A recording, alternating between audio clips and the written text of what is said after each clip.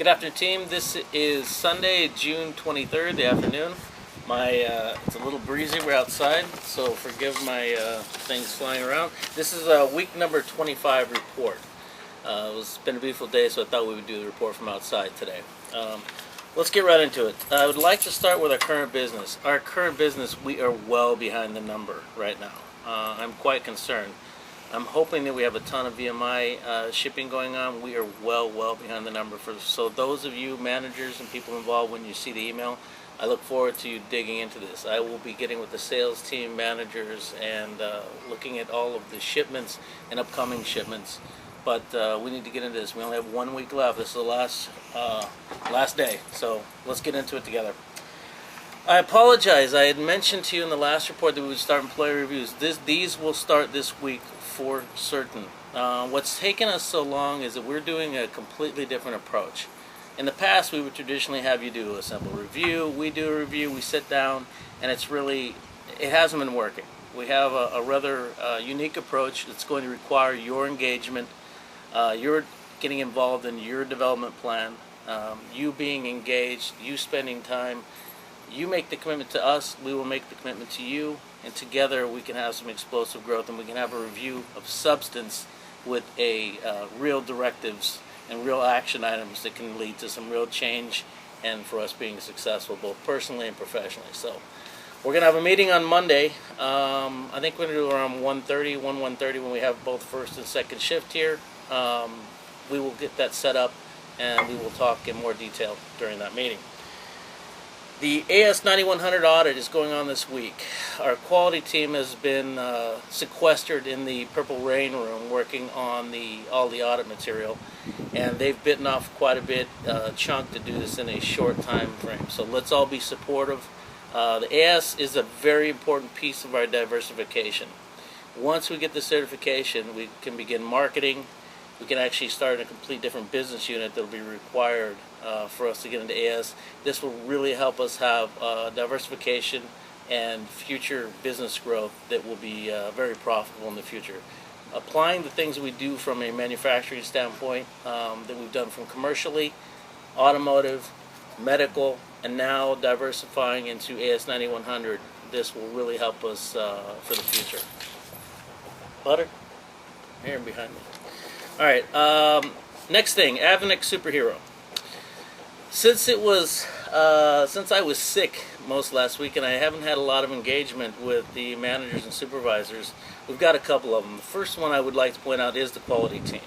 Our quality team has been, they've been nails to the wall working on both the TS certification, the ISO 14001 action plans, and now the AS9100. Along with all the other items that they need to do. So kudos to our qualities team. Also, Jovi stepped up and really manned up, helped someone else in the department that was behind to get one of our key customers going. And that's the kind of teamwork that really makes a difference. And Jovi, I want to thank you for your effort. Managers, supervisors, anyone can tell us who an Advanex superhero is. It doesn't need to come from just a manager or supervisor. I know there's a lot of hero activities going on every day, and I like to recognize that and share that with the entire team. So if you do know about that, get it to me. You can write it down, come talk to me, or send me an email. Tell me a little about the story and tell me about the hero in our company so I can talk about them and share with the entire team. For those of you who are heroes and I didn't identify, thank you for your effort and I appreciate it. Leadership. I want to follow up on our leadership seminar that we had, our Saturday event. We've now had one follow-up event, and Nueva 9 will be taking and keeping the point and keeping the ball rolling on that one. I wanted to talk a little bit about some of the materials. I've talked to many of you about positive attitude, positive flows, and there are people making some real changes in their lives, and they're going to have a positive approach, not in just their personal life, but it's going to flow over into their work life, and this was always my hope in working with this. We focus on the individual, and their engagement and the quality of their work will just follow. What we have to start with, and for those of you who are rather newbies, if you're not big readers, that's okay. I would tell you there's a tripod of positive movies that we want to start with. Excuse me. and we're sharing with you. The first one's the secret. We have copies. We have a video link that'll be going in this week's report. Those who don't have email, get with somebody. We'll send it to you. We'll give you a copy of it so you can watch it. We have the links. We're going to set up computers so everyone can see it. The second one is Finding Joe. Excuse me. Finding Joe, we also have a copy. You can see Claudia. You can sign that out, take it home and watch it, bring it back. The third one, which I'm just now sharing with you guys, is called Pass It On. The creator of this movie is Greg Reed, one of the creators, and I spent some time with Greg. We spent quite a bit of time talking about positive flow, talking about people changing their lives, and the fundamental of real change. It's not just thinking positively. It's more importantly taking the action. You can think positive about something you want to achieve, but if there's not an action, and you hear me talk about all the time words and actions. Words, actions, faith. Pass It On is a perfect third leg of being positive to bring it all together. If you've not watched The Secret, don't watch Really Pass It On because they go hand in hand together.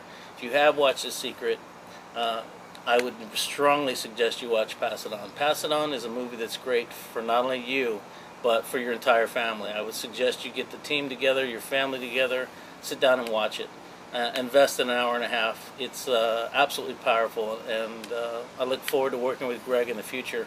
He's helping me develop and coach and mentor me, and I'm hoping to pass it on to you guys. You're only going to take what you take, so it's up to you. I can pass you good information, but if you choose not to use it, that's also up to you, and I hope that you will going forward. I have, last but not least, this is quite, we lost Mr. Suyama. Mr. Suyama passed away suddenly. Many of you don't know Mr. Suyama, but he was my predecessor. Mr. Suyama was a very, very unique man, an amazing man, and without him we would not be here. Mr. Suyama made a lot of great business decisions to make sure that Caddo Spring, at that time KSC, and now we're AM, he made a lot of great decisions, and he was a very, very good businessman. And he was very, most people thought Ken was very, very hardcore. When he would walk on the production floor in his grease-stained blue smock, most people would not want to make eye contact with him until they got to know him. But I can tell you, he busted chops on me more than I could ever share with you. He had such a great sense of humor. I'm going to throw Inquan under the bus here a little bit, but when Mr. Suyama, when I first started with the company, when Mr. Suyama would talk directly to Inquan was shaking like a leaf, and he would he would jump. Once I got to know Mr. Suyama, I pointed out that how much Inquan jumped, and he laughed and said, well, he'll eventually come around. He doesn't need to be that nervous. And Mr. Suyama even said he actually liked it, and he knew Inquan would come around. It was quite a funny exchange we had. Him and I battled, and he made me better, and for that I'm truly thankful. He had good vision of what not to do as much as what to do. When a lot of our divisions were getting into a business section that everyone was jumping on board, every other division had gotten into, Mr. Suyama said no, and that really saved us. We could be gone if we would have gotten into it like many other were. Mr. Suyama was a great man. He was much easier to talk to than most people give him credit for once you got to know him. His wealth of experience and his conservative nature was exactly what we needed. And I was kind of a cowboy coming out of the gate, and Mr. Suyama was exactly what I needed. A little story for you guys that why Mr. Suyama has a special place in my heart as well is when I came back to the factory and I had been working as a sales manager, I had no idea. I asked Mr. Suyama constantly, hey, when are you going to retire? When are you going to retire? What's going to happen? You know, who's the new guy? And he just kept telling me, I don't know. And then one day he invites me to Chili's and he asked me to run the operation. And my jaw hit the Chili's plate, you know, as I was there with my hamburger. And I couldn't believe he was asking me. And he had told me directly that typically Japan would bring in somebody from Asia in this situation. and he said he believed that I could take Kato into the future, not just where we are, but he really said a lot of the ideas that I had that he knew I could implement and take us into the future. And him showing that confidence in me, I was scared to death, but his confidence in me really helped me, take the jump and take the leap, and for that I'm thankful. Mr. Suyama was a good father to his children. He was a good husband to his wife.